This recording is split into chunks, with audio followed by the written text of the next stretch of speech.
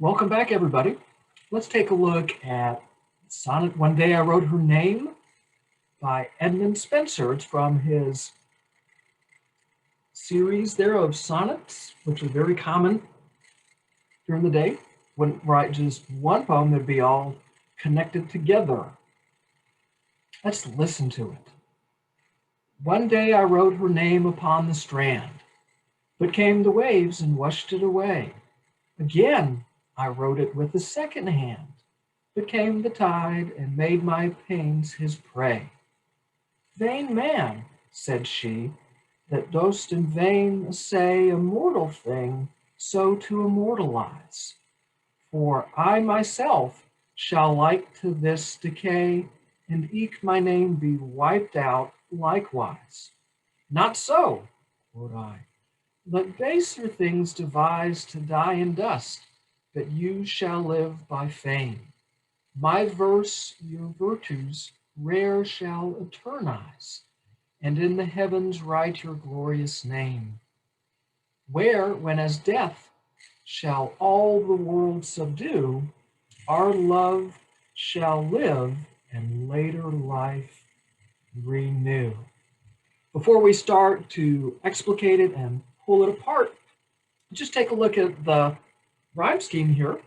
That's one of the things that these poets were working with was the rhyme scheme. Remember that sonnet comes to England from Italy, Petrarch, and then it would change and be developed by the different poets. So strand, hand, away, that would get a B, away, pray, essay. So A, B, B. Immortalize, that's different. So we get a new letter.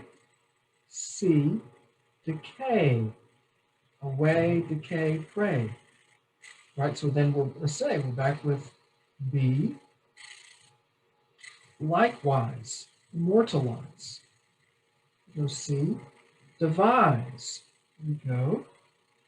Aim, that's new. We get a new letter. D, eternize, likewise, devise. Back with C, fame, name. Subdue, do, renew. That's a new one. Here we go. So the rhyming pattern here is A, B, B, C, B, C, C, D, C, D, E, E. So we have an interlocking rhyme scheme going on. Then this is what we have here that's called a couplet.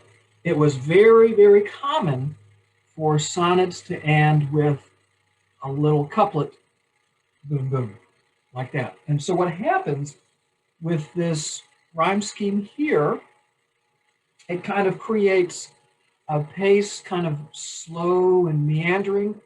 And then we get to the end that has the rhyming couplet, and it's kind of like a boom, boom. Gives it a punch to end. Let's jump in here and do some unlocking.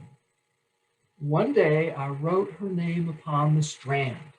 Where are we? The setting here is strand. That's old-fashioned word for a beach. Oh, poem about the beach. Love it. But came the waves and washed it away. Okay, so what is the speaker? Right? I is the speaker. Often readers of poetry always say that the I is the poet, and might be true here, but we really can't always just make that jump. So just say the speaker. So where's the speaker? Speaker is on the beach and writes her name. Chances are a good guess that the her would be the beloved of the speaker, wife, mistress, lover, right? So what happens? And then the wave comes. Whoosh. So what does the speaker do again? Writes it again. But came the tide and made my pains his prey.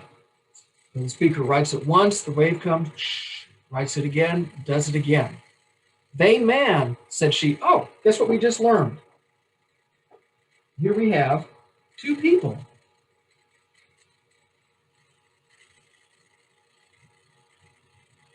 Yeah, and they're at the beach. And they're talking to each other. This is nice.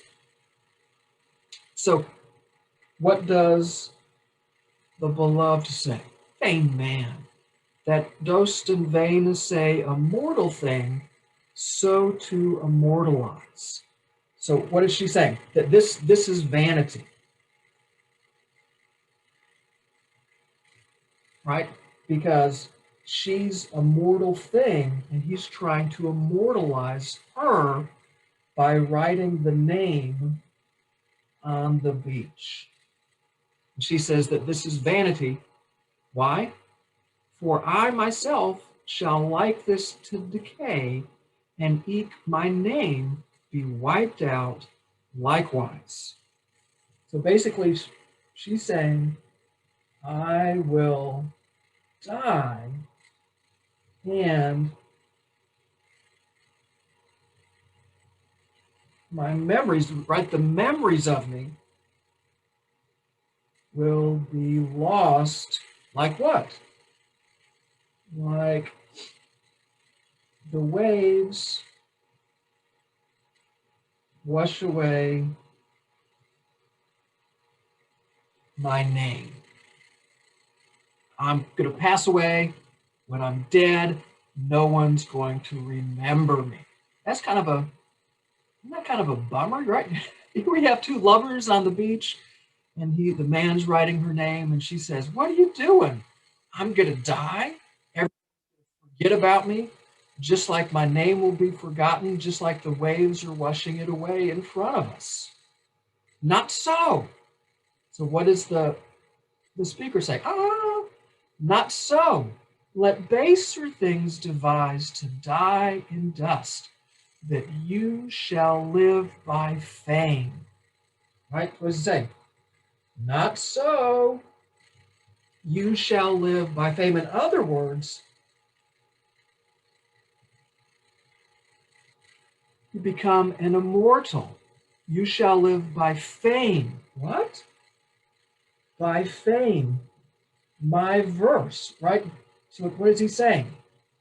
You will become immortal through my poetry. Oh, wow. And in the heavens write your glorious name, where, when as death shall all the world subdue, our love shall live and later life renew. What's so cool about this? What's so cool about this is, right, if we think about a poem as a work of art, just as like a painting, right? These works of art, you think about them, are timeless. They are immortal. Wow. And of course, with this poem being about the love that's being shared, that also becomes what? Immortal. Wow. Why is this such a big deal? Well, remember, for thousands of years during the medieval period, what was the purpose of life with that didactic literature? What was the focus? Salvation, not the here and now. The here and now is only good so that we can make it to heaven, right? The emphasis was always later. What are we seeing here in this Renaissance sonnet?